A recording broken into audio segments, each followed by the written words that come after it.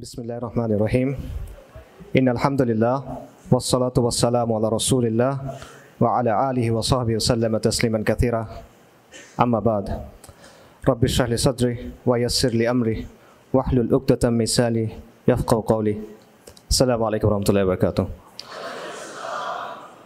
আলহামদুলিল্লাহ আমরা সবাই আজকে এখানে এই মজলিসে উপস্থিত হতে পারছি, এজন্য মহান আল্লাহর শুকরিয়া আদায় করি।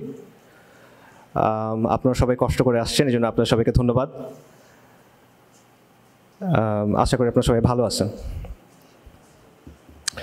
আজকে থেকে প্রায় 100 বছর আগে একটা সংগঠন তৈরি হয়। এই সংগঠনটা শুরু হয় একটা ভলান্টিয়ার সোশিও পলিটিক্যাল অর্গানাইজেশন হিসেবে। এটা মানে কি? ভলান্টিয়ার মানে হলো এটা সদস্যরা ছিল স্বেচ্ছাসেবক, আর সোশিও পলিটিক্যাল মানে ছিল যে এদের কাজের মূল ফোকাস ছিল সমাজ। তাদের ইমিডিয়েট কাজ ছিল সমাজ নিয়ে, বাট লং টার্মে মানে দীর্ঘমেয়াদে তাদের কিছু রাজনৈতিক উদ্দেশ্য ছিল, এবং এই রাজনৈতিক উদ্দেশ্য বা লক্ষ্যগুলো তারা গ্রহণ করছিল তাদের ধর্মীয় পরিচয়ের জায়গা থেকে। এবং এই যে প্রায় 100 বছরের পথ চলা, এই সময়টার মধ্যে এই সংগঠনটাকে অনেক ধরনের প্রতিকূলতার মোকাবেলা করতে হয়েছে। এটা 4 বার ব্যান্ড হয়েছে, নিষিদ্ধ হয়েছে। বিভিন্ন ধরনের এদের যে নেতারা ছিল তাদেরকে জেলে যেতে হয়েছে, নানা ধরনের অন্তর্দ্বন্দ্ব হয়েছে, ক্রাইসিস হয়েছে, কিন্তু এখনও পর্যন্ত সেই সংগঠনটা টিকে আছে। এবং এটার রাজনৈতিক ফ্রন্টও আছে, পলিটিক্যাল ফ্রন্ট আছে। পলিটিক্যাল ফ্রন্ট বোঝেন তো? এটা মানে হলো সংগঠনটা নিজে গতানুগতিক রাজনীতি করে না, কিন্তু সে রাজনীতি করার জন্য আলাদা একটা প্ল্যাটফর্ম বানায়। ওই প্ল্যাটফর্মটা গিয়ে রাজনীতি করে, এবং ওই প্ল্যাটফর্মের যে পলিসি, যে এজেন্ডা, এগুলো ঠিক করে দেয় ওই মাদার সংগঠনটা। তো এই পলিটিক্যাল ফ্রন্ট প্রথমবার তৈরি হয়েছিল 1950-এর দশকে। নির্বাচনে তারা সিট পাইছিল 3টা। 80-র দশকে তারা আরও একটা পলিটিক্যাল ফ্রন্ট বানাইছিল, নির্বাচনে সিট পাইছিল 2টা। খুব একটা সফল বলা যায় না, কিন্তু বর্তমানে তারা তাদের দেশে ক্ষমতায় আছে। এবং বর্তমানে এই সংগঠনের সদস্য সংখ্যা হলো প্রায় 60 লক্ষ। এটা শাখা হলো প্রায় 57,000, এবং এটার সাথে অ্যাফিলিয়েটেড সংগঠন, এটা ছাত্র ফ্রন্ট, কালচারাল ফ্রন্ট, নানা ধরনের ফ্রন্ট 50টার বেশি। এবং গত 2 টার্ম ধরে এটা ক্ষমতায় আছে। এই সংগঠনের নাম কি কেউ বলতে পারবেন? আরএসএস, রাষ্ট্রীয় স্বয়ংসেবক সংঘ, রাষ্ট্রীয় স্বেচ্ছাসেবক সংঘ। আরএসএসের সৃষ্টি হয়েছে 1925 সালের সেপ্টেম্বরে। কেশব বলিরাম হেডগেওয়ার নামে এক ভদ্রলোক ছিল, পেশায় ডাক্তার। সে আরএসএস শুরু করে। কংগ্রেসের একটা ভারতীয় কংগ্রেস পার্টি, সেটার একজন নেতা ছিল বাল গঙ্গাধর তিলক। তাকে মনে করা হয়তো কংগ্রেসের সবচেয়ে র্যাডিক্যাল যে উইং, সেটার নেতা। এবং ব্রিটিশ বিরোধী যে আন্দোলন ছিল সেখানে সে গুরুত্বপূর্ণ ভূমিকা রাখছিল। স্বদেশী আন্দোলন, সেখানে সে গুরুত্বপূর্ণ ভূমিকা রাখছিল। এবং ব্রিটিশরা তাকে বলতো the father of Indian unrest, মানে ইন্ডিয়াতে অশান্তির জনক হলো বাল গঙ্গাধর তিলক। তিলকের ঘনিষ্ঠ শিষ্য বা প্রটোজে ছিল বালকৃষ্ণ শিবরাম মুঞ্জে, এই নামের আরেক ভদ্রলোক, সেও ডাক্তার। তার শিষ্য ছিল কেশব বলিরাম হেডগেওয়ার, আরএসএসের প্রতিষ্ঠাতা। হেডগেওয়ার যখন মেডিকেল স্টুডেন্ট, তখন তার গুরু তাকে বলছে তুমি কলকাতা যাও। কলকাতা গিয়ে সে একটা গোপন সংগঠনে যোগ দিয়েছিল। এই সময় পশ্চিমবঙ্গ, এখন যেটাকে আমরা পশ্চিমবঙ্গ বলি, ওই পশ্চিমবঙ্গে এই সময় বেশ কিছু গোপন সংগঠন ছিল। আন্ডারগ্রাউন্ড আর্মড সশস্ত্র সংগঠন, বিপ্লবী সংগঠন বা টেররিস্ট অর্গানাইজেশন, একই কথা। একজন বিপ্লবী সংগঠন বলবে, আরেকজন টেররিস্ট অর্গানাইজেশন বলবে। এটার নাম, এর মধ্যে সবচেয়ে প্রমিনেন্ট, সবচেয়ে প্রধান সংগঠন ছিল অনুশীলন সমিতি। হেডগেওয়ার এইটাতে যোগ দিয়েছিল। আপনারা ক্ষুদিরামের নাম শুনছেন, প্রফুল্ল চাকির নাম শুনছেন, তার অনুশীলন সমিতির সদস্য। এই সময় পশ্চিমবঙ্গে আরও কিছু আর্ম গ্রুপ ছিল। এর মধ্যে আরেকটা হলো যুগান্তর। আপনারা সূর্য সেনের নাম শুনছেন, প্রীতিলতা ওয়াদ্দেদারের নাম শুনছেন, এরাও ছিল যুগান্তরের সদস্য। তো যাই হোক, কেশব বলিরাম হেডগেওয়ার গিয়ে এই অনুশীলন সমিতিতে যোগ দিল, এবং সেখান থেকে সে বেশ কিছু জিনিসপত্র শিখলো, কীভাবে একটা সংগঠন চালাইতে হয়, কীভাবে ম্যানেজ করতে হয়, কীভাবে গোপন সংগঠন তৈরি করতে হয়, এটসেট্রা এটসেট্রা। এরপর সে বের হয়ে গেল, এবং পরে গিয়ে সে 1925 সালে আরএসএস তৈরি করলো। তো আরএসএস তৈরি করার পর 1950 সালে এটার প্রথম পলিটিক্যাল ফ্রন্ট তৈরি হয়, ভারতীয় জনসংঘ। এবং এটা তৈরিতে আরএসএসকে হেল্প করে একজন ভদ্রলোক, তার নাম হলো শ্যামাপ্রসাদ মুখার্জি, বাঙালি ভদ্রলোক, ভারতের প্রথম শিল্পমন্ত্রী। হিন্দু মহাসভা নামে একটা দল ছিল, সেটার প্রধান ছিল, ঠিক আছে। তো তার সাথে মিলে জনসংঘ তৈরি হয় এবং এরপর নির্বাচনে তারা 3টা সিট পায়। তো হিন্দুত্ববাদী যে রাজনীতি, এটার সাথে বাঙালিয়ানার বা বাঙালি হিন্দুদের একটা বেশ ভালো সম্পর্ক আছে। দেখেন কেশব হেডগেওয়ার প্রথমে গেছে কলকাতায়, অনুশীলন সমিতিতে যোগ দিয়েছে। তারপর আরএসএসের প্রথম পলিটিক্যাল ফ্রন্ট তৈরি হয়েছে শ্যামাপ্রসাদ মুখার্জিকে নিয়ে, বিখ্যাত বাঙালি রাজনীতিবিদ, বাঙালি হিন্দু রাজনীতিবিদ। হিন্দুত্ববাদী রাজনীতির পেছনে বঙ্কিমচন্দ্রের বড় একটা প্রভাব আছে, আইডিওলজিক্যাল। পাশাপাশি হিন্দুত্ব যে টার্ম, এটার সাথেও বাঙালি হিন্দুর একটা সম্পর্ক আছে। হিন্দুত্ব আইডিওলজির সবচেয়ে গুরুত্বপূর্ণ তাত্ত্বিক মনে করা হয় বিনায়ক দামোদর সাভারকারকে, ডেফিনেটলি সেই এটার মূল তাত্ত্বিক। কিন্তু তার আগেও কিছু মানুষ এই বিষয়গুলো নিয়ে আলোচনা করছিল, এবং এদের মধ্যে একজন ছিল চন্দ্রনাথ বসু। সাভারকারের 30 বছর আগে সে একটা বই লিখছিল, যেটার নাম ছিল হিন্দুত্ব, হিন্দুর প্রকৃত ইতিহাস। হিন্দুদের সমাজ কেমন হবে এবং হিন্দুদের পলিটিক্যাল অ্যাসপিরেশন কেমন হবে, সেটা নিয়ে সে লিখছিল। যাই হোক, ভারতীয় জনসংঘ তৈরি হইল 1950-এর দশকে। প্রথম নির্বাচনে সিট পাইল কত? 3টা বললাম। আচ্ছা, খুব একটা সফল না। 1980 সালে আরএসএস আরেকটা পলিটিক্যাল ফ্রন্ট তৈরি করলো, এটার নাম আপনারা জানার কথা, বিজেপি, ভারতীয় জনতা পার্টি। বিজেপি প্রথম নির্বাচন করে 1984 সালে। নির্বাচনে কয়টা সিট পায়? 2টা সিট পায়। খুব একটা সফল না। কিন্তু এর মাত্র 12 বছরের মাথায় 1996 সালে বিজেপি পার্লামেন্টে 161টা সিট পায় এবং পার্লামেন্টের সবচেয়ে বড় পার্টি হিসেবে হাজির হয়। রাজনীতিতে 12 বছর খুব বড় সময় না, খুব অল্প সময় এটা। তো 12 বছরের মধ্যে এত বড় পরিবর্তন কীভাবে আসলো? একটা ইস্যুকে ইউজ করে বিজেপি এই সফলতাটা পাইছিল, জাস্ট একটা ইস্যু। ইস্যুটা কি কেউ বলতে পারবেন? জানার কথা আপনাদের, আমি বললে সবাই চিনবেন। বাবরি মসজিদ, রাইট, বাবরি মসজিদ। রাম জন্মভূমি আন্দোলন বলে ওরা। 1980-র দশকে বিশ্ব হিন্দু পরিষদ নামে একটা দল ছিল, তারা একটা মুভমেন্ট শুরু করলো। তারা বলল, অযোধ্যাতে যেখানে বাবরি মসজিদ আছে, এখানে আগে রাম মন্দির ছিল, তাদের ভগবান রামের জন্ম ওই জায়গায়, বা এই ধরনের একটা কথা বললো, এবং বললো যে এখানে রাম মন্দির বানাতে হবে, মন্দির ওহি বানায়েঙ্গে, মন্দির ওইখানেই বানাইতে হবে, ওইটা ভেঙেই বানাইতে হবে। এবং বিজেপি এই জিনিসটাকে গ্রহণ করলো এবং এটা নিয়ে তারা মুভ করলো। 1990 সালে বিজেপির তৎকালীন যে নেতা ছিল এল.কে. আদভানি, সে পুরো ভারত জুড়ে রথযাত্রা শুরু করলো, গণসংযোগ করলো বেসিক্যালি, এবং সাধারণ হিন্দু সমাজের মধ্যে একটা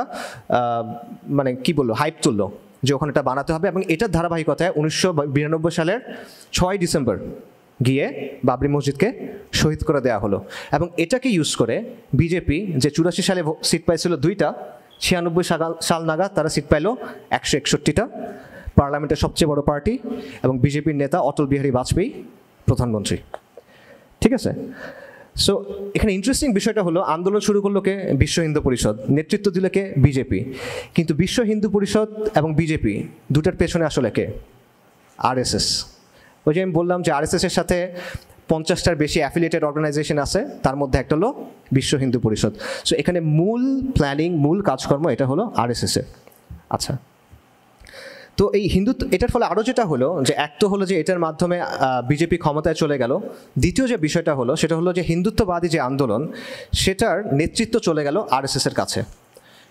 হিন্দুত্ববাদী আন্দোলনের মধ্যে কিন্তু আরএসএস একমাত্র প্লেয়ার না, এখানে আরও কিছু প্লেয়ার আছে। ফর এক্সাম্পল, একটা দলের কথা অলরেডি আসছে, হিন্দু মহাসভা। বিনায়ক দামোদর সাভারকার, যে হিন্দুত্ববাদের মূল তাত্ত্বিক, সে ছিল হিন্দু মহাসভার নেতা। আপনারা যোগী আদিত্যনাথের নাম শুনছেন, উত্তরপ্রদেশের মুখ্যমন্ত্রী, সে কিন্তু হিন্দু মহাসভার লোক। তার গুরু দিগ্বিজয়নাথ, তার গুরু অবৈদ্যনাথ, এরা সবাই হিন্দু মহাসভার লোক। মোহনদাস গান্ধীকে হত্যা করছিল নাথুরাম গডসে, হিন্দু মহাসভার লোক। আপনারা এর নাম শুনছেন, ইয়াতি নরসিংহানন্দ লানাতুল্লাহি আলাইহিম, শাতিমে রসুল, সেও কিন্তু আরএসএসের লোক না। এরা আরও বেশি র্যাডিক্যাল, এরা আরএসএসকে মডারেট মনে করে, এরা মনে করে যে আরএসএস যথেষ্ট করতেছে না। তো যাই হোক, এছাড়া আরও দল আছে, শিবসেনা একটা দল আছে, এরা সবাই হিন্দুত্ববাদী রাজনীতি করে, এবং এরা সবাই they are much more radical than RSS, they are much more radical than BJP. But এই র্যাডিক্যালদের প্রেজেন্সটা অ্যাকচুয়ালি ওদেরকে হেল্প করে, মডারেটদের, তথাকথিত মডারেটদের এটা আসলে হেল্প করে, কারণ মডারেটরা অনেক কিছু নিয়ে কথা বলতে পারে না, মুভ করতে পারে না। র্যাডিক্যালরা ওটা নিয়ে কথা বলতে পারে, তখন মডারেটরা ওটা পিক করতে পারে। এবং আরএসএসের ট্র্যাক রেকর্ড বেশ ভালো, ইমপ্রেসিভ আমি বলবো। দেখেন বিজেপি যে 10 বছর ধরে ক্ষমতায় আছে, এখানে তারা বেশ ইম্পর্টেন্ট কিছু কাজ করছে। একটা হলো কাশ্মীরের স্পেশাল স্ট্যাটাস ছিল, জম্মু এবং কাশ্মীরের স্পেশাল স্ট্যাটাস ছিল অনুচ্ছেদ 370। সংবিধানের আন্ডারে স্পেশাল কিছু মর্যাদা জম্মু এবং কাশ্মীর প্রদেশকে দেওয়া হয়েছিল, এটার মাধ্যমে তারা ইন্ডিয়ান ফেডারেশনে যুক্ত হয়েছিল। বিজেপি এটা বাতিল করে দিয়েছে 2019 সালে। এটা 1951 সাল থেকে আরএসএসের একটা গোল ছিল, প্রায় 70 বছর সময় নিছে, কিন্তু তারা এটা বাস্তবায়ন করছে। আরেকটা হলো সিএএ, সিটিজেনশিপ অ্যামেন্ডমেন্ট অ্যাক্ট।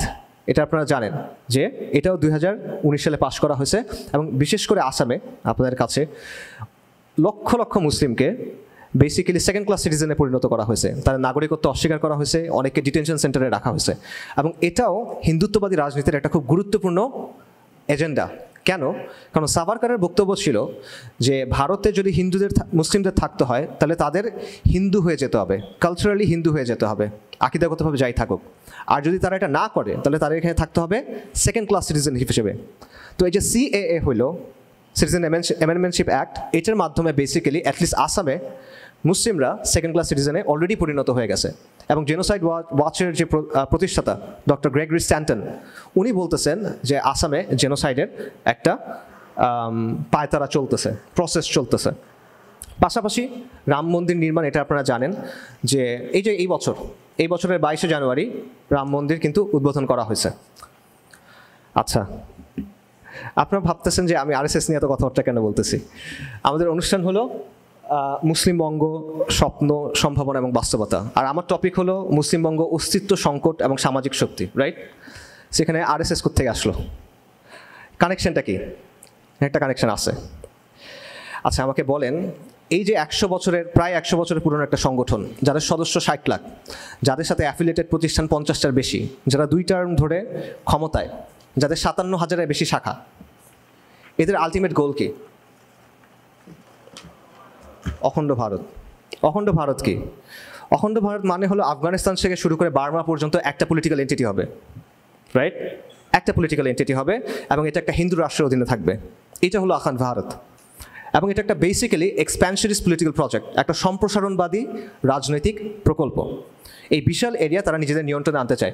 আরএসএসের একজন মুখপাত্র ছিল রাম মাধব, এখনও আছে। 2015 বা 16 সালে আল জাজিরাতে তার একটা সাক্ষাৎকার ছিল, আপনারা অনেকে হয়তো দেখছেন, মেহেদি হাসানের সাথে। সেখানে সে বলতেছে যে আরএসএস এখনও বিশ্বাস করে যে এই জায়গাগুলো, বাংলাদেশ, পাকিস্তান, এই টাইপের জায়গাগুলো, যেগুলো এই অল্প কিছুদিন আগে আলাদা হয়ে গেছে, 60 বছর আগে, এরা আবার একসাথে হয়ে অখণ্ড ভারত প্রতিষ্ঠিত হবে। ওপেনলি বলছে। কিভাবে হবে? 2 জার্মানি ভাগ হয়ে গেছিল, তারা এক হয়েছে না? এক হয়েছে তো। 2 ভিয়েতনাম আলাদা হয়ে গেছিল, তারা এক হয়েছে। ইউরোপিয়ান ইউনিয়নের মতো ফেডারেশন তৈরি হয়েছে। এরকম কোনোভাবে হবে? সমস্যা কই? আসামের মুখ্যমন্ত্রী হেমন্ত শর্মা, সে 2022 সালে বলছে যে রাহুল গান্ধীকে বলতেছিল যে ভারত পাকিস্তান বাংলাদেশ এক করে অখণ্ড ভারত বানাও না কেন তোমরা, এটা বলতেছিল। তারপর আরএসএসের যে প্রধান মোহন ভাগাবত, তার একটা বক্তব্য আছে গত বছরে। সে বলতেছে যে এখন যারা তরুণ, এরা বুড়ো হওয়ার আগে অখণ্ড ভারত প্রতিষ্ঠা হয়ে যাবে। 2022 সালের বক্তব্য আছে, সে বলতেছে আমাদের গাড়ি ছেড়ে দিছি আমরা, গাড়ি চলতেছে, এই গাড়িতে কোনো ব্রেক নাই, খালি অ্যাক্সেলারেটর আছে, এই গাড়ি থামবে না, যে থামাতে চেষ্টা করবে সে ধ্বংস হয়ে যাবে। এই স্পিডে যদি চলি 20 থেকে 25 বছরের মধ্যে অখণ্ড ভারত প্রতিষ্ঠা হয়ে যাবে। আর যদি একটু বেশি জোরে চালাবো আমরা, তাহলে 10 থেকে 15 বছর। এটা আরএসএসের প্রধানের কথা, ঠিক আছে? এখন আরএসএস প্র্যাগম্যাটিক, তারা পেশেন্ট, সবরের সাথে কাজ করে, বাস্তববাদী। প্রমাণ তো আমরা দেখলাম, আমি আপনাদের কিছু প্রমাণ বললাম। এবং দেখেন, এই যে 23 সালে ভারতের একটা নতুন সংসদ ভবন উদ্বোধন হয়েছে নিউ দিল্লিতে। সেখানে একটা মিউরাল, মানে একটা বড় স্থাপত্যকর্ম তারা রাখছে, এখানে একটা ম্যাপ আছে। ওই ম্যাপটা কিন্তু ইন্ডিয়ার বর্তমান ম্যাপ না, ওটা অখণ্ড ভারতের ম্যাপ। অর্থাৎ দে মিন বিজনেস, তারা সরাসরি বলে যে তারা এটা চায়, এবং তারা এখানে কোনো রাগঢাক করে না। এখন আসেন আমার আলোচনার সাথে এটার কানেকশন কি সেটা বলি। আচ্ছা, আরএসএস এবং হিন্দুত্ববাদী যে মুভমেন্ট, সেটা অখণ্ড ভারত প্রতিষ্ঠা করতে চায়। Does that concern us or not? এটা নিয়ে থেকে আমরা চিন্তা করা উচিত নাকি না? তাদের অখণ্ড ভারতের মধ্যে কি আমরা পড়ছি কিনা? পড়ছি, যারাই এখানে পড়ছে তাদের সবার এটা নিয়ে চিন্তা করা উচিত, তবে আফগানিস্তান ছাড়া। আফগানিস্তানের মনে হয় এটা নিয়ে চিন্তা করার দরকার নাই, যারা সোভিয়েত ইউনিয়ন, হুবা, আমেরিকাকে যারা হারাইছে তাদের টাইম নাই ইন্ডিয়া নিয়ে চিন্তা করার, বাট বাকি আমাদের চিন্তা করার দরকার আছে। আচ্ছা, বিশেষ করে আমাদের জন্য, কারণ আমাদের 3 দিকে ভারত আর আমাদের একদিকে সমুদ্র, রাইট?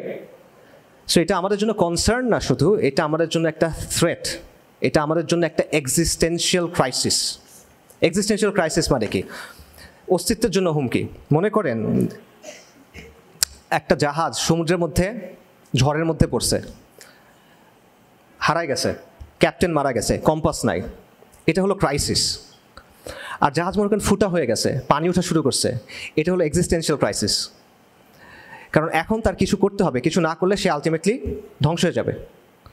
আমি মনে করি, এবং আমার মনে হয় যে কোনো সুবিবেচক মানুষ মনে করবে যে এই ব্যাপারটা আমাদের জন্য একটা ক্রাইসিস, ঠিক আছে? এই যে প্রজেক্টটা, এই স্বপ্নটা, এটা একটা এক্সিস্টেন্সিয়াল ক্রাইসিস, এটা একটা এক্সিস্টেন্সিয়াল থ্রেট। অনেকে বলতে পারেন যে আরে ধুর, এগুলো কোনো সমস্যা না, এগুলো জাস্ট রেটরিক, এগুলো কিছু উগ্র সাধু বলে, পলিটিশিয়ানরা এগুলো ইউজ করে, বাট আলটিমেটলি এটা কোনো বড় ইস্যু হবে না। আর বর্তমান পৃথিবীতে আসলে এরকম কোনো কিছু হয়ও না, আর এই বিজেপি টিজেপি এটা পরের নির্বাচনে জিতবেও না। এগুলো নিয়ে এত চিন্তা করার কিছু নেই, এগুলো অ্যালার্মিজম। ঠিক আছে, আমি মানলাম, হ্যাঁ এটা হইতে পারে, এটা একটা সম্ভাবনা, বাট এটা কি একমাত্র সম্ভাবনা কিনা? এটা একমাত্র সম্ভাবনা না, এখানে অন্য সম্ভাবনা আছে। আর এখানে আমি কয়েকটা বিষয়ে পয়েন্ট আউট করব। 1 নাম্বার, এই যে আমি কিছু এক্সাম্পল দিলাম, রাম মন্দির, জম্মু এবং কাশ্মীরের স্পেশাল স্ট্যাটাস এবং সিটিজেনশিপ অ্যামেন্ডমেন্ট অ্যাক্ট, এরকম বেশ কিছু এক্সাম্পল আছে। এগুলো কিন্তু দশকের পর দশক ধরে তারা বাস্তবায়ন করছে। এগুলো আমরা একসময় রেটরিক মনে করছিলাম। 92 সালে বাংলাদেশে কিন্তু লং মার্চ হয়েছিল, যারা বয়স আছে তারা জানবেন। আমরা কি তখন মনে করছিলাম এগুলো হয়ে যাবে? আমার মনে হয় না মনে করছে। জম্মু ও কাশ্মীরের মানুষ হয়তো মনে করে নাই, আসামের লোকজন হয়তো মনে করে নাই, কিন্তু তারা কিন্তু তাদের কাজ করে গেছে। সো আপনি তাদের কাজটা সিরিয়াস মনে করতে না পারেন, আপনি মনে করতে পারেন এটা ডিলিউশন, সমস্যা নেই, এটা ডিলিউশন হইতে পারে, আসলে ডিলিউশন হইতে পারে, হয়তো এটা কোনোদিনও হবে না। কিন্তু পয়েন্টটা হলো এটা একটা বিপজ্জনক ডিলিউশন, এবং এটা সে বিশ্বাস করে, আপনি বিশ্বাস না করেন, সে তো বিশ্বাস করে। এখন সে যদি কিছু করে ফেলে আপনি কী করবেন? এটা আপনার চিন্তা করতে হবে। এটা একটা পয়েন্ট। আরেকটা পয়েন্ট হলো, বাংলাদেশকে কন্ট্রোল করা এটা শুধুমাত্র বিজেপির এজেন্ডা না, বা এটা শুধুমাত্র আরএসএসের এজেন্ডা না, এটা একটা সর্বভারতীয় এজেন্ডা। ঠিক আছে, ভারতের যত পলিটিক্যাল পার্টি আছে, যত পলিটিক্যাল শক্তি আছে, তারা সবাই এভাবেই বাংলাদেশকে দেখে। ঠিক আছে, আলটিমেটলি কংগ্রেসও কিন্তু এক্সপ্যানশনিস্ট পলিটিক্যাল প্রজেক্টে বিশ্বাস করে। আপনারা নেহরু ডক্ট্রিনের কথা শুনছেন, সেম কথা মোরলেস। সিকিমের কথা শুনছেন আপনারা, নেপালের রাজ পরিবারকে হত্যা করা হয়েছিল, এটার পরে শুনছিলেন। তামিল টাইগারকে কারা হেল্প করছিল, পিলখানার কথা আপনারা দেখছেন, রাইট? সেগুলো কাদের টাইমে হয়েছে? এগুলো একটাও বিজেপির টাইমে হয় নাই, কিন্তু কংগ্রেসের টাইমে হয়েছে বেশিরভাগই। সবচেয়ে বড় এক্সাম্পল দেখেন, হাসিনার ব্যাপারে বিজেপির অবস্থান, কংগ্রেসের অবস্থান, আম আদমি পার্টির অবস্থান, পার্থক্য কি? কোনো পার্থক্য নাই। তাদের সবার মত হলো যে বাংলাদেশে হাসিনাকে দরকার, হাসিনার মতো একটা লোক দরকার যে বাংলাদেশকে ভারতের একটা ভেসেল স্টেট, ভারতের একটা করদ রাজ্য বানায় রাখবে। ঠিক আছে, এবং এটা মনে করার কারণ আছে, এটা মনে করার অ্যাকচুয়াল খুব ভালো লজিক আছে। ঢাকা বিশ্ববিদ্যালয়ের ইন্টারন্যাশনাল রিলেশনশিপের প্রফেসর ডক্টর শহীদুজ্জামান, আমি ওনার একটা বক্তব্য দেখতেছিলাম, উনি বলতেছিল যে উনি নাকি একটা টক শোতে দেখছেন জয়শঙ্কর সাহেব, ভারতের পররাষ্ট্রমন্ত্রী, উনি বলতেছেন the very creation of Bangladesh is a threat to the north east provinces, মানে বাংলাদেশের অস্তিত্বটায় ভারতের নর্থ ইস্ট যে প্রভিন্সেস, 7 সিস্টার্স, এটার জন্য একটা থ্রেট। জয়শঙ্কর বলতেছেন, আমি শিওর না উনি বলছেন কিনা, ডক্টর শহীদুজ্জামান বলছেন উনি বলছেন, বাকি উনি বলুক বা না বলুক, এটাই বাংলাদেশের ব্যাপারে ভারতীয় যে ন্যাশনাল সিকিউরিটি এস্টাবলিশমেন্ট তাদের অবস্থান, এবং এটা একটা লজিক্যাল অবস্থান আমি মনে করি। কেন লজিক্যাল অবস্থান? আপনি একটা ম্যাপ নেন বাংলাদেশের বা সাবকন্টিনেন্টের একটা ম্যাপ নেন, এরপরে যে লালমনিরহাট ঠাকুরগাঁও ওই জায়গাটা দেখেন, দেখবেন একদিকে বাংলাদেশ, নেপাল, মাঝখানে ছোট্ট একটা জায়গা আছে, ছোট্ট একটা করিডোর, এটাকে শিলিগুড়ি করিডোর বলে, এটাকে চিকেন স্নেক বলে অনেকে। এটা হলো ভারতের সাথে 7 সিস্টার্সের একমাত্র যোগাযোগের জায়গা। এই জায়গাটা নিয়ে বসে আছেন আপনি, এবং তার চেয়ে বড় সমস্যা হলো যে ওই 7 সিস্টার্সের মধ্যে বিহার, আসাম, উড়িষ্যা, ত্রিপুরা, এগুলো একসময় কিসের অংশ ছিল? এগুলো একসময় বাংলার অংশ ছিল। তো জটিল সমস্যা। তো স্ট্র্যাটেজিকভাবে আমি যদি একজন ইন্ডিয়ান হইতাম, এটা আমার জন্য একটা বড় হেডেক হইতো, আমি এটা নিয়ে অনেক চিন্তা করতাম, এটা বড় সমস্যা, আসলে যৌক্তিক সমস্যা, আমি তাকে দোষ দিচ্ছি না, আসলে তার জায়গা থেকে সে চিন্তা করবে, আমার জায়গা থেকে আমি চিন্তা করব। রাইট? সো এই জন্যই তারা সবসময় ভারতে যারাই পলিটিক্যাল পার্টি থাকুক তারা সবসময় মনে করবে যে এখানে ভারতের হাসিনার মতো একটা সরকার দরকার, একটা দালাল সরকার দরকার যে ভারতকে সব কিছু করতে দিবে, এখানে করিডোর দিবে, এখানে মিলিটারি প্রেজেন্স রাখতে দিবে, এটসেট্রা এটসেট্রা। এটা তারা চাইবে। লং রানে এটাই ভারতের একমাত্র এন্ড গেম। উপমহাদেশে সে একটা রিজনাল পাওয়ার হতে চায়, সে একটা গ্লোবাল পাওয়ার হতে চায়। তার পেটের ভিতরে সে এরকম একটা প্রবলেম নিয়ে টিকে থাকতে পারবে? এটা হয় না। একদিক থেকে দেখলে আমরা অনেক দুর্বল পজিশনে আছি, আমাদের 3 দিকে ভারত, একদিকে সমুদ্র। কিন্তু অন্য দিক থেকে যদি আপনি দেখেন, ভারতের জন্য বাংলাদেশ একটা বড় প্রবলেম, রাইট? সো আলটিমেটলি আপনি লজিক্যালি যদি চিন্তা করেন তার জায়গা থেকে এটার একটা প্রপার সলিউশনের দিকে তার যাইতে হবে। বর্তমানে যে ডিজাইনের মধ্যে উপমহাদেশটা আছে এটা সাস্টেইনেবল না। তার জায়গা থেকে তার কন্টিনিউসলি চেষ্টা করতে হবে এইখানে তার পেটের ভিতরে 20 কোটি মুসলমান নিয়ে, প্রায় 20 কোটি মুসলমান নিয়ে, এটা তো মানে সাস্টেইনেবল না তার জন্য, রাইট? সো এটা একটা বড় সমস্যা। তো আমি মনে করি যে এটা একটা অস্তিত্বের সংকট আমাদের জন্য। এটা হিন্দুত্ববাদ বাদ দেন, RSS বাদ দেন, স্টিল এটা একটা অস্তিত্বের সংকট আমাদের জন্য। কারণ ভারত বারবার চেষ্টা করবে হাসিনার মতো কাউকে না কাউকে নিয়ে আসার। আওয়ামী জাহিলিয়াত আসছে কীভাবে? ভারতকে ছাড়া এটা পসিবল হইতো কি না? এটা পসিবল হইতো না, এটা ইম্পসিবল। সো এখন প্রশ্ন হলো, এই অস্তিত্ব সংকট যদি আমাদের থাকে সেটা আমরা ডিল করবো কীভাবে? এটা মোকাবেলা করার স্ট্র্যাটেজি কী হবে? আচ্ছা, সো আমরা বলতেছিলাম যে আমাদের আলোচনা হলো মুসলিমবঙ্গ নিয়ে। তো মুসলিমবঙ্গের বিভিন্ন অর্থ হয়, এটা একটা পলিটিক্যাল অর্থ আপনি করতে পারেন, বাট আমি এটা একটা আরও সিম্পল অর্থ করি।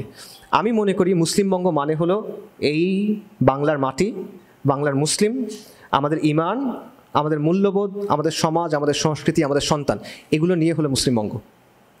এবং এই মুসলিমবঙ্গের জন্য ভারতের এক্সপ্যানশনিস্ট প্রজেক্ট বলেন, তারা ন্যাশনাল সিকিউরিটি প্রজেক্ট বলেন, অথবা হিন্দুত্ববাদ বলেন, এটা একটা অস্তিত্বের সংকট। এটা একটা আমাদের জন্য একটা এক্সিস্টেন্সিয়াল ক্রাইসিস লং টার্মে, এই মুহূর্তে না, বাট একটা লং টার্মে এক্সিস্টেন্সিয়াল ক্রাইসিস। এবং এরকম আরও অনেকগুলো ক্রাইসিস আমাদের সামনে আছে, আমাদের দেশের ভিতরেই আছে। পার্বত্য চট্টগ্রামের কথা চিন্তা করেন, আমরা দেখতেছি সেখানে এখন সেসেশনিস্ট মুভমেন্ট আছে, বিচ্ছিন্নতাবাদী মুভমেন্ট আছে, রাইট? কুকিচিন আপনার নাম শুনছেন, এটা কিন্তু একদম ওপেনলি বলছে তারা আলাদা কী চায়, রাষ্ট্র চায়। এখন একটু কথাবার্তা চেঞ্জ করছে, বাট ওপেন বক্তব্য আছে তাদের যে তারা এখানে আলাদা রাষ্ট্র চায়। আচ্ছা, এবং দেখেন মিয়ানমারে একটা সিভিল ওয়ার চলতেছে, সেখান থেকে তারা অপারেট করতেছে, সেখান থেকে তারা ট্রেনিং করতেছে, এরকম জিনিসপত্র হচ্ছে। এর চেয়েও কনসার্নিং ব্যাপার হলো ইন্ডিয়ার মধ্যেও এরকম দল আছে যারা অপারেট করতেছে, এবং এটা এথনিক্যালি সেম বা এথনিক্যালি কাছাকাছি। সো একাধিক দেশের ভিতরে এরকম মুভমেন্ট চলতেছে, তাদের গোল সিমিলার।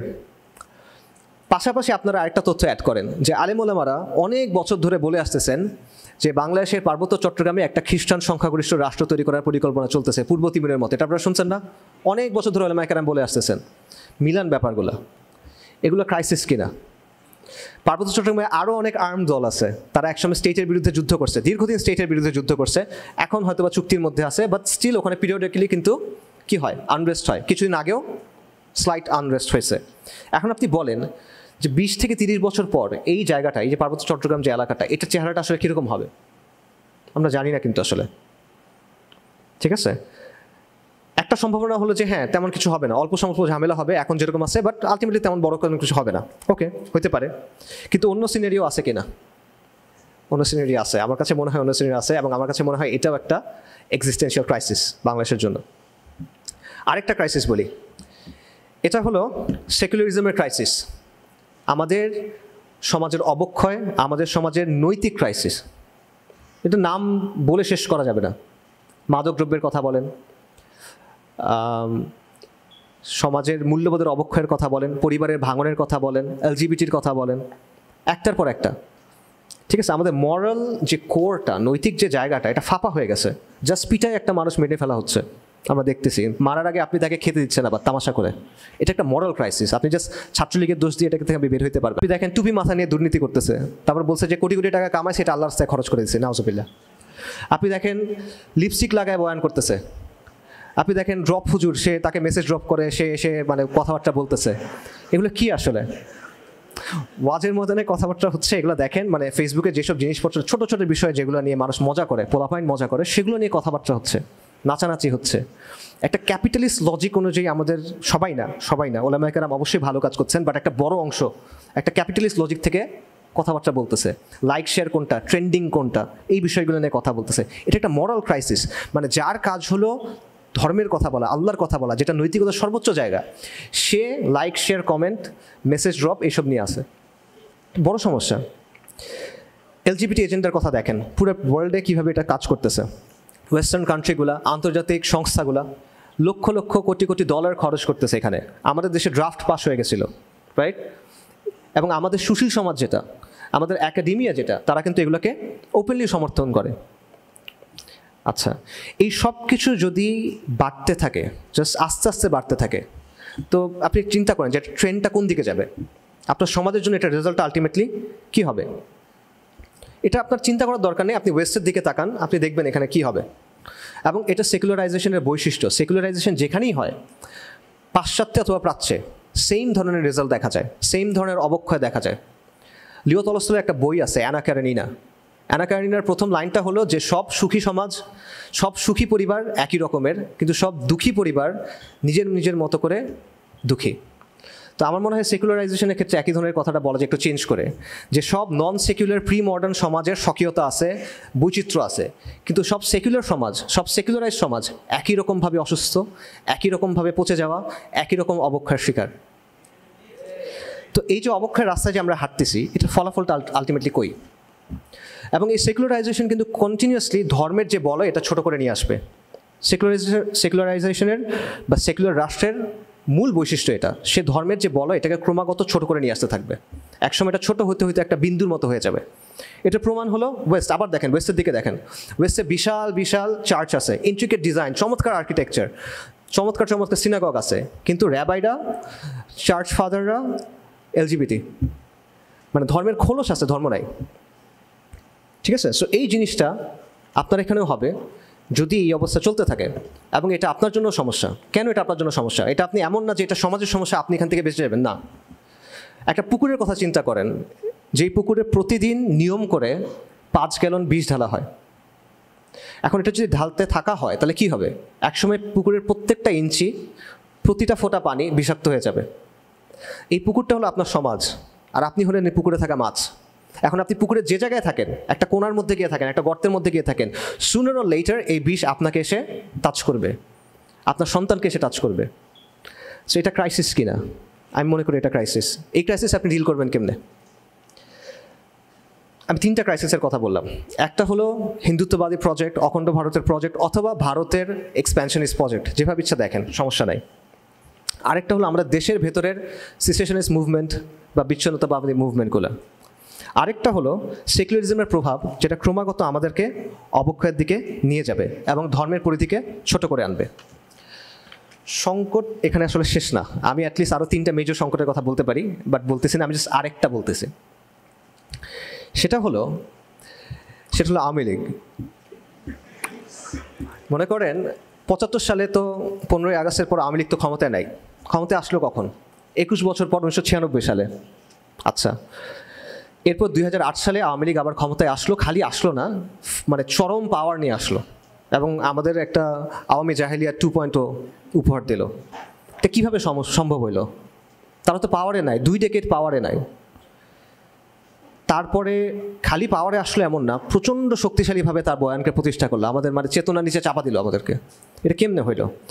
এটা হলো আওয়ামী লীগ ক্ষমতায় ছিল না, কিন্তু তার বয়ানটা ছিল, তার হেজেমনিটা ছিল, তার যে সাংস্কৃতিক বয়ান, তার যে আত্মপরিচয়ের বয়ান, তার যে বাঙালি জাতীয়তা বয়ান, এই সবগুলো, যেই বিষয়গুলো আওয়ামী লীগের রাজনীতিকে হেল্প করে, ওই বিষয়গুলো ছিল।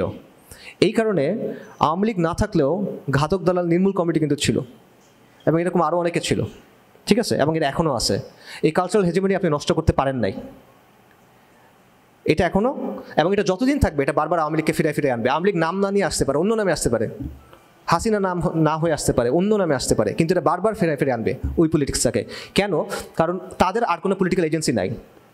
দুইটার মধ্যে সম্পর্কটা হলো সিম্বায়োটিক সম্পর্ক, একটা একটার উপর নির্ভরশীল। আওয়ামী লীগ আসলে ওটা আসবে, ওটা থাকলে আওয়ামী লীগ ফেরত আসবে, অন্য নামে আসতে পারে, আবারও বলতেছি। এবং আমরা কিন্তু সেম ভুলটা করতেছি। আমরা কিন্তু এই হেজেমনিটা নষ্ট করি নাই। জুলাই আন্দোলনের সময় এটা নষ্ট হয়ে গেছিল, যখন বলছিল যে তুমি কে আমি কে, রাজাকার রাজাকার, পা চাটলে সঙ্গী না চাটলে জঙ্গি, রাইট? এই কথাগুলো যখন বলা হয়েছিল তখন আপনি ন্যারেটিভটা আসলে রিজেক্ট করতেছিল। বাট এখন দেখেন ওই ন্যারেটিভ কিন্তু আবার ওই কারণ বাজারে গিয়ে উঠছে। ঠিক আছে না? যারা আমি হেজেমনির মূল ইন্টেলেকচুয়াল স্তম্ভটম্ব যারা আছে, তাদেরকে অ্যাপিস করার জন্য এই পুরো জিনিসটা তাদের হাতে এখন আবার উঠা দেওয়া হচ্ছে। সো এইভাবে যদি চলতে থাকে তাহলে আলটিমেটলি এন্ড গেমটা কি? এতগুলো ক্রাইসিসের একটা বিষয় ক্লিয়ার করি, আমি কিন্তু বলতেছি না যে 5 থেকে 7 বছরের পর বিশাল একটা ক্রাইসিস হবে। আমি বলছি না যে 5 থেকে 7 বছর পর ইন্ডিয়া ফর এক্সাম্পল বাংলাদেশ আক্রমণ করবে, আমি এটা মনে করি না, লাইকলি মনে করি না। আমি আপনাদের আরও বড় টাইম লাইনের কথা চিন্তা করতে বলতেছি, অ্যাটলিস্ট 20 বছর, 30 বছর, 50 বছরের কথা চিন্তা করেন, তারপর কি হবে সেটা চিন্তা করেন। ঠিক আছে, আমাদের একটা টেন্ডেন্সি আছে যে আমরা অ্যাপোক্যালিপটিক কথাবার্তা শুনতে পছন্দ করি। শরিয়ার জায়গা থেকে ধরেন আমি যদি বলি শরিয়ার জায়গা থেকে আমাদের দায়িত্ব এটা ফরদ, এটা ওয়াজিব, এগুলো আমাদের কাছে তেমন একটা ভালো লাগে না। কিন্তু আপনি যদি বলেন আল মাহদি, আদ দাজ্জাল, আল মালহামা, তখন আমাদের অনেক জোশ হয়, রাইট? এটা একটা সমস্যা এই জন্য যে আমরা সিয়াসা শরিয়ার জায়গা থেকে চিন্তা করি না, আমরা বাস্তবতার জায়গা থেকে চিন্তা করি না, আমরা শুধুমাত্র এই জজবার জায়গা থেকে চিন্তা করি। জজবা ইটসেলফ ইজ নট ব্যাড, এটা খুবই দরকারি জিনিস, কিন্তু শুধুমাত্র এটা থাকলে সমস্যা। সো আপনি শুধু গাজওয়ায়ে হিন্দের কথা চিন্তা করবেন বা এটা থেকে আরেক ধাপ আগায় গিয়ে শাহ নিয়ামতুল্লাহর কাসিদার জায়গা থেকে চিন্তা করবেন, আমি মনে করি এটা খুবই কাউন্টার প্রোডাক্টিভ। সো বাস্তবতার আলোকে চিন্তা করতে হবে, শরিয়ার আলোকে চিন্তা করতে হবে, আবেগ কমায় মানে বিবেক দিয়ে একটু চিন্তা ভাবনা করতে হবে, ঠিক আছে? সো এই জন্য আমি যেটা বলতেছি এটা ইমিডিয়েট কোনো ইস্যু না, বা এভাবে বলা বেটার যে এই সমস্যাটা ইমিডিয়েটলি আপনি সামনে দেখবেন না, আগামী 5-7 বছরের মধ্যে আপনার সমাজ জীবন ধ্বংস হয়ে যাবে এরকম কিছু আমি বলতেছি না, আমি আপনাকে অ্যালার্ম হতে বলতেছি না এই অর্থে। বাট আমি বলতেছি যতদিনই আপনি এটা একদম চোখের সামনে সমস্যা দেখবেন ততদিনই আপনার করার কিছু থাকবে না। এটা হলো সমস্যাটা, এটা একটা লং টার্ম প্রবলেম। কিন্তু যখন এটা আপনার সামনে একদম নগ্নভাবে আসবে ততদিন আপনি আর কিছু করার পারবেন না, এটা হলো সমস্যা। এবং আপনার চিন্তা করতে হবে যে আজ থেকে 2-3-4 দশক পর এই ভূখণ্ডের চেহারাটা কেমন হবে, এই অঞ্চলটার চেহারাটা কেমন হবে, আপনার পরিবারকে, আপনার সন্তানদেরকে আপনি কোন জায়গায় রেখে যাবেন, এই জিনিসটা নিয়ে আমাদের চিন্তা করতে হবে। এবং আমরা চিন্তা করতে হবে যে এই সংকটের মোকাবেলা আমরা কীভাবে করব। এই ঝড়ের মোকাবেলা করে আপনি টিকে থাকবেন কীভাবে, কিসের উপর দাঁড়ায় থাকবেন আপনি, আপনার ভিত্তি কী হবে, কোন জিনিসটাকে আঁকড়ে আপনি টিকে থাকবেন, এটা কি হবে। মনে করেন মাওলানা আব্দুর রহিমের একটা বক্তব্য আছে, বাংলাদেশের মুসলমানরা মাজলুম এবং মাহরুম। তখন ওনার একটা কথা আছে যে উনি বলতেছেন যে একটা জাতিকে টিকে থাকতে হলে একটা জনগোষ্ঠীর একটা আদর্শ লাগে, ঠিক আছে, একটা ওয়ার্ল্ড ভিউ লাগে, এমন কোনো বিষয় লাগে যেটার উপর তারা একমত হয়েছে এবং এটার উপরে তারা লালিত পালিত হচ্ছে এবং রাষ্ট্রের প্রতিষ্ঠান, শিক্ষা, সমাজ সব কিছু ওই জিনিসটাকে ধারণ করতেছে। আমাদের জন্য সেটা কি হবে, এবং ওটা এমন কিছু হইতে হবে যেটা দিয়ে আপনি এই থ্রেটগুলো মোকাবেলা করতে পারবেন, তা না হলে তো হবে না, আপনি টিকতে পারবেন না। তো এটা কী হবে? ইনক্লুসিভ সমাজ, দায় ও দরদের রাজনীতি, সাম্য, মানবতা, ইনসাফ, এগুলো দিয়ে হবে না। এটা দিয়ে হবে না, এটা অলরেডি প্রমাণিত। কেমন প্রমাণিত? দেখেন জুলাইয়ের সময় সবাই একত্রিত হয়েছিল, সব ধারা কোন জায়গায় একত্রিত হয়েছে? হাসিনা মস্কো, এখানে তারা একত্রিত হয়েছে। কিন্তু এরপর দেখেন বিভেদ কিন্তু বাড়তেছে। এই যে কথাগুলো বললাম, ইনক্লুসিভ সোসাইটি, দায় ও দরদ, সাম্য, মানবতা, ইনসাফ, এগুলো কিন্তু মানুষকে একত্রিত করতে পারতেছে না। কোনো ন্যাশনাল কনসেনসাস কিন্তু তৈরি করা যাচ্ছে না, এবং এটা তৈরি করা যাবেও না। এটা আমি আজকে 2 মাস না 3 মাস হলো, যাই হোক যেটাই হয়েছে, এখন বলতেছি আপনারা 2 বছর পর মিলাই নিয়েন। এই বিষয়গুলো নিয়ে আসলে ন্যাশনাল কনসেনসাস হবে না। আরেকটা অপশন আছে, অনেকে যেটা বলে যে সেকুলারিজমের বিকল্প একটা ভার্সন লাগবে। যে সেকুলারিজমের একটা ভার্সন হলো শাহবাগী ভার্সনটা, যেটা খুব কলকাতা ইনফ্লুয়েন্সড, যেটা খুব হিন্দুত্ববাদী সংস্কৃতি ইনফ্লুয়েন্সড, এবং যেটা একটা ফ্রেঞ্চ টাইপের সেকুলারিজম, খুব র্যাডিক্যাল অ্যাগ্রেসিভ ধরনের একটা সেকুলারিজম। সো এইটার বদলে অনেকে বলে যে একটা বিকল্প সেকুলারিজম লাগবে, যেটার মধ্যে কনসার্টও আছে, কাওয়ালিও আছে, বোরকাও পড়তে পারবে, বিকিনিও পড়তে পারবে, পাশাপাশি পড়বে প্রেফারেবলি, এরকম কিছু একটা। তো সেকুলারদের একটা অংশ মনে করে ওই র্যাডিক্যাল শাহবাগী ঘরানার যে সেকুলারিজম আছে এটা খুব বেশি দিন টিকবে না, এই কারণে এই বিকল্প ধারার সেকুলারিজমটা লাগবে। এবং এটাকে মুসলিম সেকুলারিজম বলে, কোট আনকোট, যে আপনি কালচারালি একটা মুসলিম পরিচয় রাখবেন, কিন্তু সেটার মধ্যে ইসলাম তেমন একটা থাকবে না, ঠিক আছে? এখানে আবারও শরিয়া থাকবে না, আল ওয়ালা ওয়াল বারা থাকবে না, হালাল হারাম থাকবে না, ঠিক আছে, এগুলো কোনো কিছু থাকবে না, জাস্ট একটা কালচারাল পরিচয় হিসেবে মুসলিম ব্যাপারটা থাকবে। But this is doom to fail, এটা আসলে কাজ করে না। কারণ ইসলাম এমন একটা জিনিস যেটা আসলে মিক্স হয় না কোনো কিছুর সাথে, ইসলাম ডমিনেট করে, ইসলাম ডমিনেটেড হয় না। সো আপনি যদি এই টাইপের কিছু একটা করেন, এটা আলটিমেটলি টিকে থাকবে না। এবং এটা প্রমাণ আছে। এটা প্রমাণ কি? এটা সবচেয়ে ভালো প্রমাণ হলো মুসলিম লীগ। মুসলিম লীগ একটা এক্সট্রিমলি সাকসেসফুল পলিটিক্যাল প্রজেক্ট ছিল। 1906 সালে তৈরি হয়েছে, 47-এর মধ্যে তার একটা আলাদা দেশ বানায় ফেলছে, তাই না? Extremely successful. তারপরে কি আজকে মুসলিম লীগ কই? তার চেয়ে বড় কথা হলো মুসলিম লীগের ফার্স্ট জেনারেশন নেতারা, তাদের ছেলেদের অবস্থা কী, তাদের সন্তানদের অবস্থা কী? এরা সব কাট্টা সেকুলার, অনেক এক্সাম্পল আছে, সব কাটটা সেকুলার। বাংলাদেশে আবুল হাসিম সাহেব, তার ছেলে হলো বদরুদ্দিন ওমর, পাক্কা কমিউনিস্ট। এবং এটা একটা না, অসংখ্য এক্সাম্পল আছে। সো ব্যাপারটা হলো, আপনি যখন কালচারালি মুসলিম পরিচয়টা ধারণ করবেন, এটা ওই এক জেনারেশন থাকবে, এরপর গিয়ে ওটা টিকবে না। ওই কালচারাল মুসলিমদের পরের জেনারেশন হবে পাক্কা লিবারাল শাহবাগী সেকুলার, মোরাললেস, বা let's say French style secular, শাহবাগী যদি না বলি। সো আলটিমেটলি এই সো কল্ড মুসলিম ভার্সনের সেকুলারিজম দিয়েও আপনি ওই জিনিসটা পাবেন না যেটা দিয়ে আপনি এই ক্রাইসিসগুলোর মোকাবেলা করতে পারবেন। এটা মুসলিমদের আলটিমেটলি কিছুই দিতে পারবে না, রাদার এটা মুসলিমদের ধোঁকা দিয়ে মুসলিমদের কিছু স্বপ্ন দেখাবে মরিচিকার মতো, এবং মুসলিমদের আরও সেকুলারিজমের সাথে যুক্ত করবে। তাহলে বাকি কি থাকে? কোন জিনিসটা দিয়ে আমরা এই সংকটের মোকাবেলা করব? এখানে একমাত্র সমাধান ইসলাম। এটা একমাত্র লজিক্যাল সমাধান, এটা কোনো রিলিজিয়াস সমাধান না। আমি আবারও বলছি, আমি মনে করি প্র্যাগম্যাটিক্যালি একমাত্র সমাধান এখানে ইসলাম। এটা ছাড়া আর কোনো ভায়াবল সলিউশন এখানে নাই। যদি আপনি দিল্লির আগ্রাসন মোকাবেলা করতে চান, যদি আপনি সেকুলারাইজেশনের ফোর্সকে থামাইতে চান, যদি আপনি একটা কোহেসিভ শক্তির মাধ্যমে এই ভূখণ্ডকে একসাথে রাখতে চান, যদি আপনি কালচারাল হেজেমনিকে ভাঙতে চান, তাহলে আপনার ইসলামকে লাগবে। ইসলাম ছাড়া কী দিয়ে মোকাবেলা করবেন আপনি? ইসলাম এই মাটি এবং মানুষের সাথে মিশে আছে। যখন ব্রিটিশরা আমাদের উপর আগ্রাসন চালাইছে, বারবার ইসলামকে আঁকড়ায় ধরে আমরা তাদেরকে মোকাবেলা করার চেষ্টা করছি, আমরা প্রতিরোধ করার চেষ্টা করছি। ইসলামের শক্তিতে আরবের একটা কোণা থেকে বিস্ফোরিত হয়ে মুসলিমরা পুরো পৃথিবীব্যাপী সভ্যতা তৈরি করছে। হরমুজানের কাছে যখন চিঠি নিয়ে গেছিল সাহাবারা বা মুসলিমদের কাছ থেকে, ছিঁড়ে ফেলে দিয়েছিল, এরা কারা? মরুভূমিতে দৌড়াদৌড়ি করা কুকুর আসছে আমাদেরকে কথা বলতে। নবী সাল্লাল্লাহু আলাইহি ওয়াসাল্লাম যখন শুনছিলেন, হেসে বলছেন যে আল্লাহ আযজা ওয়া জাল তার সাম্রাজ্যকে ছিঁড়ে টুকরা টুকরা করে দিবেন। আল্লাহ আযজা ওয়া জাল করে দিয়েছেন। মঙ্গল সাম্রাজ্য ধ্বংস হয়ে গেছে, হিটলারের থার্ড রাইখ ধ্বংস হয়ে গেছে, 1000 বছর 10,000 বছর থাকার কথা তারা বলছিল। ইসলাম রয়ে গেছে, ইসলাম থাকবে। এবং এখনও আমরা দেখতেছি ইসলামকে আঁকড়ে ধরে, আমাদের হিস্ট্রি দেখেন, ইসলামকে আঁকড়ে ধরে নানা এথনিসিটির মানুষ তারা সাম্রাজ্য তৈরি করছে, সালতানাত তৈরি করছে। ইন্দোনেশিয়া থেকে মরক্কো পর্যন্ত একের পর এক সমৃদ্ধ সাম্রাজ্য তৈরি হয়েছে এই ইসলামকে আঁকড়ে ধরে। এবং এখনও আমরা দেখতেছি এই ইসলামকে আঁকড়ায় ধরে 30 বছরের ব্যবধানে বা 40 বছরের ব্যবধানে দুইটা সুপার পাওয়ারকে হারানো হয়েছে। আর কেউ এটা পারে নাই। ইসলাম রেইন সুপ্রিম। এবং এটি আল্লাহর প্রতিশ্রুতি, শুধু ইসলাম পারবে, আর কেউ পারবে না। ইয়া আইয়ুহাল্লাযীনা আমানু উসবিরু ওয়া সাবিরু ওয়া রাবিতু ওয়াত্তাকুল্লাহা লাআল্লাকুম তুফলিহুন। ঠিক আছে, যদি আমরা বলি যে ইসলামের মাধ্যমে সমাধান হবে, তখন প্রশ্ন হলো এটা আমরা কিভাবে করব?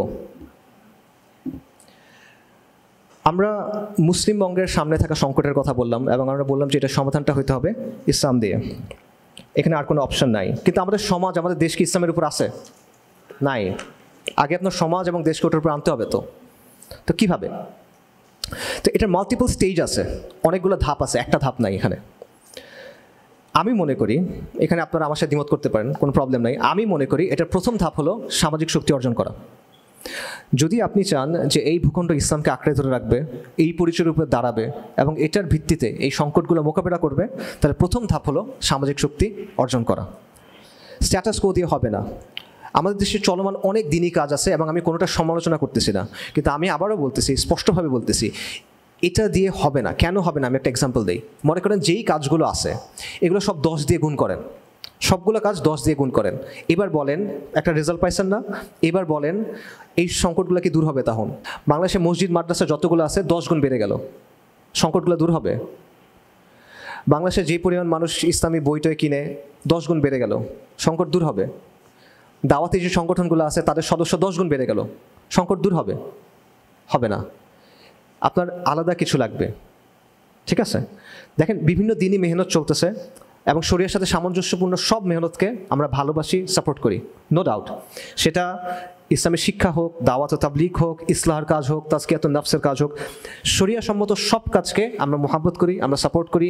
এই কাজগুলো চলতে হবে, এই কাজগুলো আরও বাড়তে হবে, এই কাজগুলো আমাদের সবার হেল্প করতে হবে, এটা নিয়ে কোনো ডাউট নাই। কিন্তু এই সংকটগুলো মোকাবেলার জন্য এবং সামাজিক শক্তি তৈরি করার জন্য আপনার আলাদা কিছু কাজ লাগবে, জাস্ট এগুলো দিয়ে হবে না। এটা হলো আমার কথা। এবং বাংলাদেশের যে কোনো ইসলামী প্রজেক্ট, যে কোনো কাজকে আপনি যদি প্রপারলি আগায় নিতে চান, আপনার সামাজিক শক্তি লাগবে, এটা ছাড়া হবে না। এবং আমি মনে করি যত কাজ আছে সামাজিক শক্তি অর্জনের কাজটা এটার সম্পূরক, এটার প্রতিদ্বন্দ্বী না। ঠিক আছে, এটা প্রতিদ্বন্দ্বী না, এটা সম্পূরক একটা কাজ। এবং এখানে স্পেসিফাই করি সামাজিক শক্তি মানে কি, কারণ এই জিনিসটা আমাদের কনফিউশন কাজ করে। সামাজিক শক্তি বলতে আমি বোঝাচ্ছি যে আপনি আপনার চারপাশের পরিস্থিতিকে প্রভাবিত করতে পারতেছেন। একদম সহজভাবে যদি বলি, আপনি পরিস্থিতিকে নিয়ন্ত্রণ করতে পারতেছেন, আপনি চাপ প্রয়োগ করতে পারতেছেন, আপনি দাবি আদায় করতে পারতেছেন, আপনি অন্য গোষ্ঠীর উপর আপনার চাপ প্রয়োগ করার ক্যাপাসিটি ইউজ করতে পারতেছেন। ঠিক আছে, সো এটা হলো এমন একটা শক্তি যেটা ইউজ করে আপনি আপনার উদ্দেশ্য অর্জন করতে পারেন। এটা হলো সামাজিক শক্তি। সো অনেকে এখানে রাজনীতির কথা বলবেন, এবং রাজনীতি বলতে আমরা মূলত গতানুগতিক রাজনীতির কথা বুঝি, ডেমোক্রেটিক রাজনীতির কথা বুঝি। আমি মনে করি যে এটা দিয়ে আসলে এই সমাধানগুলো করা সম্ভব না। এই সমাধানগুলো করা আলটিমেটলি এগুলোর দ্বারা সম্ভব না। নির্বাচনী রাজনীতি দিয়ে আপনি আওয়ামী লীগই দমন করতে পারবেন না, ভারত অনেক দূরের কথা। এবং এটা আমরা দেখছি যে আমরা 75 থেকে 91 অবস্থা দেখছি, 91 থেকে তারপরে 2008 অবস্থা দেখছি। নির্বাচনী রাজনীতির কিছু নিজস্ব সমীকরণ থাকে, কিছু নিজস্ব লজিক থাকে, কিছু হিসাব নিকাশ থাকে। এটা ওই জায়গায় সেন্স মেক করে। আমি বলতেছি না যে এগুলো একদম অর্থহীন, এটা ওই কনটেক্সটের মধ্যে সেন্স মেক করে, কিন্তু ওটা দিয়ে এই প্রবলেমগুলো আপনি সলভ করতে পারবেন না। কালচারাল হেজেমনিকে আপনি এটা দিয়ে দমন করতে পারবেন না, বরং এটার ভেতর দিয়ে আপনার নিজেকে ইনক্লুসিভ হওয়ার জন্য, প্লুরালিস্টিক হওয়ার জন্য অনেক কিছু করতে হবে। ঠিক আছে, যেগুলো অনেক কিছু আমরা এখন দেখতেছি আই গেস। সো সামাজিক শক্তি অর্জনের যে কাজটা, এটা কি ব্যক্তিগত পর্যায়ের কাজ? আপনি একা একা করবেন? আমরা সবাই যদি ঈমান আমলের উন্নয়ন করি আমরা নিজেদের অবস্থা থেকে, বা আমাদের আকীদা ঠিক করি, তাহলে এটা হয়ে যাবে না? এটা হবে না। এটা একটা কালেকটিভ কাজ। সামষ্টিকভাবে এই কাজটা করতে হবে, একত্রিত হয়ে এই কাজটা আমাদেরকে করতে হবে। এবং এটার জন্য শর্টে বলি, টাইম বেশি নাই, এর মধ্যে কয়েকটা কাজ আপনার করতে হবে। সেটা হলো সমাজের মধ্যে ব্যাপকভাবে ইসলামী চেতনা আপনার ছড়াই দিতে হবে। সমাজের একটা সিগনিফিক্যান্ট অংশ, সবাই না, সবাই কখন এটা গ্রহণ করে না, নবী রাসূলদের দাওয়া সবাই গ্রহণ করে নাই আলাইহিস সালাতু ওয়াস সালাম, সিগনিফিক্যান্ট একটা অংশ এই দাওয়াটা গ্রহণ করতে হবে। এবং এই দাওয়াটা কি? পূর্ণাঙ্গ জীবন বিধান হিসাবে ইসলামকে গ্রহণ করা, এই দাওয়াটা তার গ্রহণ করতে হবে। পাশাপাশি সমাজের মনোজগতে আপনার পরিবর্তন আনতে হবে। সমাজকে আপনার একটা হলো ব্যক্তি পর্যায়ে দেওয়া, আর একটা হলো সমাজের সামনে বারবার এই বিষয়গুলো প্রেজেন্ট করা, সমাজকে ধাক্কা দেওয়া, তার চিন্তার জায়গাটা ডিস্টার্ব করে দেওয়া। সে একটা উপায়ে চিন্তা করতে অভ্যস্ত হয়ে গেছে, সেখানে ধাক্কা দিয়ে দিয়ে তাকে ওখান থেকে বের করে আনা। এবং ইসলাম ও সেকুলার ব্যবস্থার যে দ্বন্দ্ব, বারবার এটাকে সামনে নিয়ে আসা, এবং সমাজের যে সমস্যা আছে, মানুষের যে চাহিদা আছে, এগুলোর ভায়াবল সমাধান হিসেবে ইসলামকে প্রেজেন্ট করা বারবার। সো দুটো জিনিস বললাম। তৃতীয় একটা বিষয় আপনার লাগবে, সেটা হলো মানুষ। আর মানুষ লাগবে, মানুষ হইতে হবে আপনার হাতিয়ার। এখানে কোন মানুষকে আপনি আনবেন? যারা মাদ্রাসা স্টুডেন্ট, যারা তাবলিগ জামাত করেন, যারা বিভিন্ন ইসলামী দল করেন, না, তাদের আনবেন না। কেন আনবেন না? কারণ তারা অলরেডি আপনার সাথে একমত, তার সাথে আপনার মতপার্থক্য নাই, তেমন অল্প কিছু মতপার্থক্য আছে। এই ক্রাইসিসগুলোর ক্ষেত্রে সে আপনার বিরোধী না, কখনো না। এবং অলরেডি তারা গুরুত্বপূর্ণ কাজ করতেছে, আপনার তারকে ওখান থেকে ছুটে আনার দরকার নাই। আপনি মূল সমাজের কাছে যান, আপনি সমাজের ওই অংশটার কাছে যান যারা জুলাই আন্দোলনকে সফল করছে, যারা 90-এর গণঅভ্যুত্থানকে সফল করছে, যারা 71-কে সফল করছে, যারা ইভেন 47-কে সফল করছে, তার কাছে যান। সে হোক আপনার টার্গেট গ্রুপ। ঠিক আছে, আপনি তার কাছে যান, আপনি তাকে বোঝান, এবং আপনি তাকে দিনের দিকে নিয়ে আসেন এবং দিনের কাজ করান, তাকে দিয়ে সোশ্যাল অ্যাক্টিভিজম করান, সামাজিক অঙ্গনে কাজ করান, তাকে দিয়ে আপনি সমাজের সাথে এঙ্গেজ করান, এবং তার মাধ্যমে আপনি একটা জনগণের শক্তি তৈরি করেন। তাহলে আপনার একটা আদর্শ থাকবে, আপনার সমাজে আপনার দাওয়ার একটা প্রভাব থাকবে, এবং আপনার সাথে মানুষ থাকবে। ঠিক আছে, আপনার সাথে জনগণের একটা শক্তি থাকবে। এই তিনটা জিনিস যখন আপনি অর্জন করবেন, তখন আপনি সামাজিক শক্তি অর্জনের প্রথম ধাপটা পার করতে পারছেন। ঠিক আছে, তখন আপনি একটা স্বতন্ত্র শক্তি হিসেবে হাজির হইতে পারবেন। তখন আপনার দাবি দেওয়া বাস্তবায়ন করার, দাবি দেওয়া আদায় করার একটা ক্ষমতা থাকবে। তখন আপনি একটা বিকল্প সোশিও পলিটিক্যাল ব্লক হিসেবে হাজির হইতে পারবেন। ঠিক আছে, আমরা এখন বলি যে অমুক কেন এই বিষয় নিয়ে কথা বলে না, আলেমরা কেন এটা নিয়ে করে না, অমুকরা কেন তেমন করে না, আমরা কমপ্লেইন করি। তখন আপনার কমপ্লেইন করতে হবে না, আপনি তখন ওলামায়ে কেরামকে গিয়ে হেল্প করতে পারবেন, আপনি তাদের হাতকে শক্তিশালী করতে পারবেন। অমুক কেন করে না এটার বদলে আপনি তখন নিজে করতে পারবেন। এটা হলো ক্যাপাসিটি অর্জন করা। এই কাজটাতে গ্ল্যামার নাই। ঠিক আছে, কাজটা গরম কাজ না, আবারও বলতেছি, ধৈর্য নিয়ে কষ্ট করে করে করতে হবে, বাট ইট ওয়ার্কস। এটা টাইম টেস্টেড পদ্ধতি। There is nothing new under the sun. মানে সমাজে রাজনীতির ইতিহাসে আসলে মানে খুব নতুন কোনো কিছু আসলে নাই। যা আগে কাজ করছে তা পরেও কাজ করবে, আপনার জাস্ট চেঞ্জিং কন্ডিশনের সাথে সেটা অ্যাডাপ্ট করতে হবে। সো যখন সামাজিক শক্তি হবে, তখন এই চ্যালেঞ্জগুলো মোকাবেলা করার প্রথম ধাপে আপনি গেছেন। এখন আপনি আসলে খেলোয়াড় না দর্শক। দর্শক, আপনার কথার কোনো মূল্য নেই। আপনি সারাদিন এটা নিয়ে চিন্তা করতে পারেন, চিন্তা করতে করতে বিছনায় পড়ে যেতে পারেন, কোনো লাভ নাই। কিন্তু যখন আপনি এই বিষয়গুলো অর্জন করবেন তখন আপনি একটা শক্তি হয়ে উঠবেন, তখন আপনি একটা খেলোয়াড় হয়ে উঠবেন। বাট এটা ফার্স্ট স্টেজ, এরপর আরও স্টেজ আছে, তো সেই স্টেজের আলোচনা করার সুযোগ নাই, সময় কম। আমি জাস্ট শেষ করি। সেটা হলো শেখ উমর মাহমুদ উসমান হাফিজাহুল্লাহ, ওনার একটা কথা আছে, সেটা হলো আমরা যখন ক্রুসেডের ইতিহাস পড়ি আমরা অল্প কয়েকজন মানুষের ইতিহাস পড়ি, নুরুদ্দিন জিঙ্গি, সালাহুদ্দিন আইয়ুবী, শেরকু রাহিমাহুল্লাহ, তাদের কথা আমরা পড়ি, রাইট? এবং এটা পড়তে গিয়ে আমাদের ধারণা হয় যে ক্রুসেড যুদ্ধটা মনে হয় খুব সেন্ট্রালাইজভাবে হয়েছিল। বদরের যুদ্ধ যেরকম হয়েছিল, রাসূলুল্লাহ সাল্লাল্লাহু আলাইহি ওয়াসাল্লাম নেতৃত্ব দিয়েছেন, একটা দল এখানে একটা দল এখানে, এইভাবে মনে হয় যুদ্ধ হয়েছে। বাট ব্যাপারটা কিন্তু আসলে এরকম না। এই যুদ্ধটা লম্বা সময় ধরে চলছে এবং এর বেশিরভাগ সময় আসলে সমন্বিতভাবে, সেন্ট্রালাইজভাবে এই ব্যাপারটা হয় নাই, ঠিক আছে? বেশিরভাগ সময় যেটা হয়েছে, মুসলিমরা ছোট ছোট দল উপদলে ভাগ হয়ে লড়াই করছে, ঠিক আছে? হয়তো এমন হয়েছে যে মনে করেন কোথাও একটা নগর রাষ্ট্র আছে বা একটা দুর্গ আছে, সেই দুর্গে যারা মুসলিমরা আছে বা ওখানকার যারা মুসলিম তারা একজনকে নেতা বানাইছে, নেতা বানায় ক্রুসেডারদের বিরুদ্ধে জিহাদ করছে। অথবা কোনো গ্রামের লোকজন তারা একজন আলেমকে নেতা বানায় ক্রুসেডারদের বিরুদ্ধে জিহাদ করছে। অথবা ছাত্ররা তাদের শিক্ষককে নেতা বানায় ক্রুসেডারদের বিরুদ্ধে যুদ্ধ করছে। এবং এটা ঐতিহাসিকভাবে প্রমাণিত। একজন ক্রুসেডের সময়ের যোদ্ধা, কবি, আলেম ছিলেন উসামা ইবনু মুন্দিক, 1188 খ্রিস্টাব্দে মারা গেছেন। ওনার একটা বই আছে আল এতেবার। ওনারা ছিলেন সিরিয়াস শাইজার নামে একটা জায়গা আছে, ওই জায়গার শাসক ছিলেন ওনারা, ছোট একটা জায়গার, মানে অনেক বড় এমন না। তো ওনাদের ওই বইতে এই হিস্ট্রি ওরকম অনেক আছে যেগুলো শাইখ আলোচনা করছেন। সো আমার পয়েন্টটা কি? আমার পয়েন্টটা হলো ক্রুসের যুদ্ধে যে বিজয়টা, এটা একটা লড়াইয়ের মাধ্যমে হয় না, এটা ছোট ছোট ছোট ছোট অনেকগুলো লড়াইয়ে জেতার মাধ্যমে আসছে। বড় বিজয়গুলো আসছে ছোট ছোট অনেকগুলো লড়াইয়ে জেতার মাধ্যমে। আমরা হিত্তিনের কথা জানি, কিন্তু হিত্তিন সম্ভব হয়েছে ওই ছোট ছোট লড়াইগুলোর কারণে, ঠিক আছে? কিন্তু ওইগুলোর কথা আমরা চিন্তা করি না, আমরা প্রথমেই হিত্তিনের কথা ভাবি। এটা হলো সমস্যা। সো এখানে কি নুরুদ্দিনের কোনো ভূমিকা নাই, সালাহুদ্দিনের কোনো ভূমিকা নাই? অবশ্যই আছে, অবশ্যই তাদের ভূমিকা আছে। তাদের ভূমিকা হলো ওই ছোট ছোট দলগুলোকে একত্রিত করা, সমন্বিত করা, বড় একটা শক্তিতে পরিণত করা এবং চূড়ান্ত লড়াইয়ে যাওয়া। কিন্তু প্রথমে চূড়ান্ত লড়াই আসে না। চূড়ান্ত লড়াই মানেই চূড়ান্ত, এটা একদম লাস্ট পর্যায়ে গিয়ে আসে। তারা এটা কখন করতে পারছেন? যখন অলরেডি ওই ছোট ছোট দল উপদলগুলো তৈরি হয়ে গেছে, যখন তারা দাঁড়ানোর মতো জায়গা করে নিছে, যখন কোমরটা শক্ত হয়েছে, তখন তারা এগুলোকে সমন্বিত করে একটা বড় শক্তিতে পরিণত করতে পারছেন, ঠিক আছে? সো যখন আপনি জমিনে দাঁড়ানোর জায়গাটা করবেন, আপনার কোমরটা যখন শক্ত হবে, তখন নুরুদ্দিনের জন্য মঞ্চ প্রস্তুত হবে, তখন সালাহুদ্দিনের জন্য মঞ্চ প্রস্তুত হবে, তার আগে হবে না। আপনি যদি প্রথমেই তার কাছে যাইতে চান, আপনি যদি প্রথমেই মনে করেন যে আজকে নুরুদ্দিন চলে আসবে, সালাহুদ্দিন চলে আসবে, এটা আসলে হবে না, এটা আনরিয়েলিস্টিক, এটা কাজ করে না। সো আমি আপনাদের বলবো যে আপনারা জজবা রাখেন, অবশ্যই রাখেন, কিন্তু বাস্তবসম্মতভাবে চিন্তা করেন।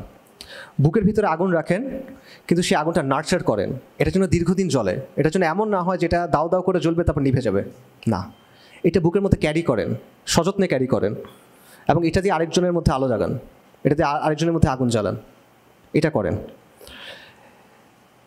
এবং যতক্ষণ পর্যন্ত সময়টা না আসতেছে, ওই প্রস্তুতি, ওই পর্যায়ে, ওই সক্ষমতা আপনি অর্জন করতে না পারতেছেন, ততক্ষণ আপনার এটা ক্যারি করতে হবে।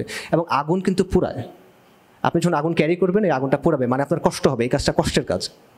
তো এই কষ্টটুকু করেন, এই কষ্টটুকু করতে হবে, কারণ আমাদের অবশ্যই আমাদের নিজ কমের অস্তিত্ব, নিরাপত্তা এবং ধারাবাহিকতা রক্ষা করতে হবে। এই কষ্টটা করেন, তাহলে নুরুদ্দিনও আসবে। এই কষ্টটা করেন, তাহলে সালাহুদ্দিনও আসবে। এই কষ্টটা করেন, তাহলে ইনশাআল্লাহ ফাতাহ আসবে। আসসালামু আলাইকুম ওয়া রাহমাতুল্লাহি ওয়া বারাকাতুহু।